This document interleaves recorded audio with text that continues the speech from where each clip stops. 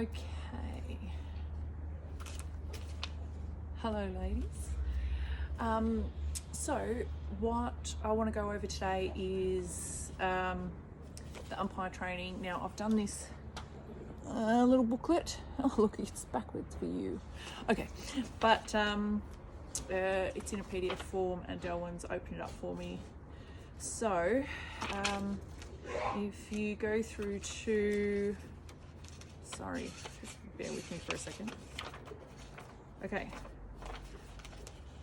So if we can just start with going over with them, and it just goes on to here to say the prerequisites, which most of them have already done, but just go through with them the expectations that they're not expected to know everything yet, but we do expect them to be punctual to all their games and to listen to their mentor. And that the mentor will be with them over the first couple of games, so it's not anything to worry about. And in the first couple of games, all we're wanting them to do is to blow their whistle at the correct time, keep it the correct centre pass, so that's changing their hands, the band, so that they keep that going. Understanding of the footwork rules, so we're going to go through that now, and use some of the hand signals and to stay with play. So look, we really want to sort of push those. It's on page 2 after starting at home. Okay, so we've already gone through the first workshop, which went through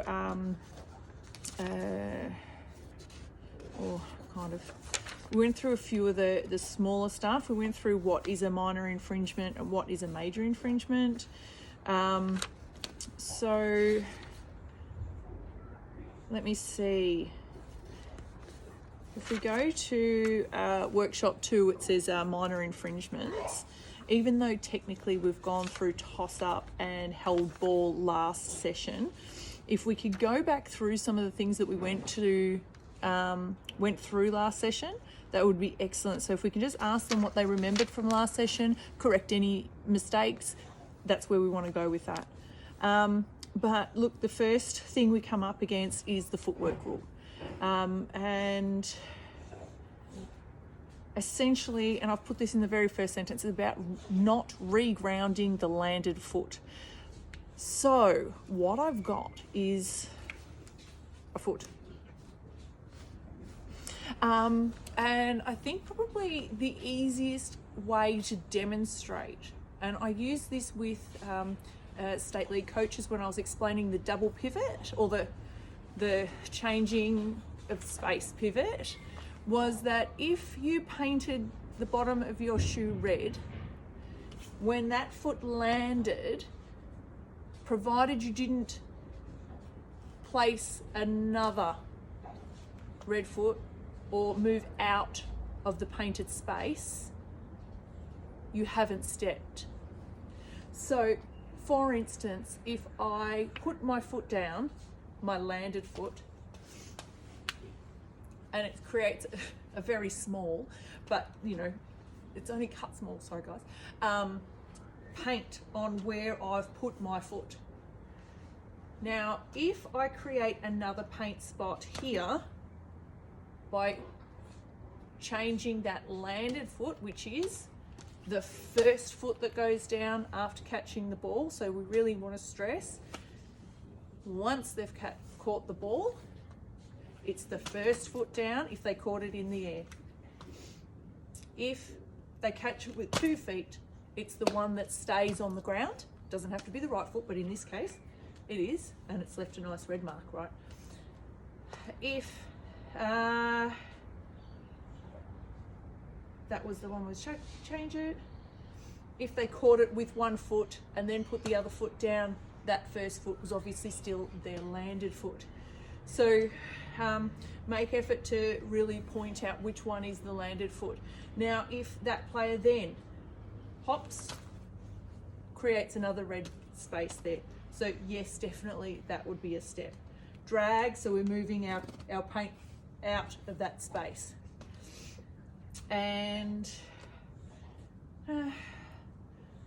drag, hop and re-step. I mean, that's pretty much the 3 basic ones you're going to be looking at. and we wouldn't be expecting our new umpires to be able to pick the drag unless it was a really big one. Okay, so I'm going to bring that today, so come and find me and grab it, and you'll be able to grab one of these booklets as well. So that's footwork as a demonstration. Then we have breaking. Again, it's pretty simple, and I think in this case I would love you guys, we're going to be doing it on the court, so go through each of these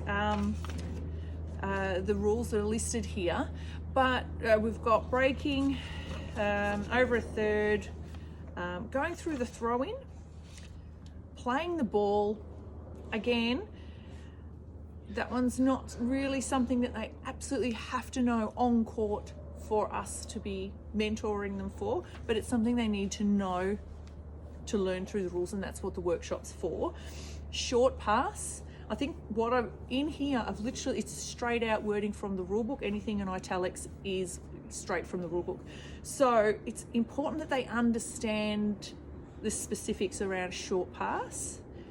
So going word for word for that is just much easier way to cover your bases, and that's it. So once you've gone through them, and I honestly think if you go through it using the book, it's going to take you maybe half an hour, and then get everyone down. You're on court 1, I think. It's all been booked already. So you either, depending on how many people you have there, maybe just do a half court, but make sure that they're involved and that you're going to set out what it is and a couple of scenarios, because I bet you all of them have scenarios. Don't let it get caught up where you're just doing scenarios. It has to be a teachable moment. So ask them if they know of a scenario. Great. Then during the gameplay, we want you to do it and see if the umpire can spot it. And if they don't spot it, put their hand up so they can explain what happened and teach each other. It's a really good method, especially if the first one had it incorrect. They've been running on that assumption for a long time. So being able to redress things that they've been having trouble with for a long time and probably yelling at us for all that time would be excellent. So what we're looking at for this workshop is minor infringements. First, going over the last two, the toss up and the 3 seconds. And then footwork, breaking, over a third, throw in, playing the ball, and short pass. That's it. We're trying to keep it pretty simple. And we've all got hand signals with each of those. Again, they're not meant to know all of them. A couple of them are the same. Breaking, offside. Over a third. And so yeah, it's footwork essentially that we really want them to get a really good handle on for them moving forward onto the court. Okay, 8 minutes, goodness, I talk too long. Again, Lauren should have a copy with at the office, and if you can't get one tonight, get one. She'll have them on Sunday for you, because I'm pretty sure Lauren's going to be there. If no, I might leave that with Lauren if you want to use it. Yeah, it's a bit dodgy, but it works, I think. And so I'll see you guys tonight. If you come through to the office, I'll be around, and I think that's it. It was better than getting together, because we can never seem to find some time to get together all at once. It's very, very tricky. So this video, that's for primarily for Sunday, this Sunday coming's workshop, and I'll probably do another one for next Sunday. I'm hoping to be there, obviously, but it's good to go through and so you guys are all on the front foot with what we're doing. So see you tonight.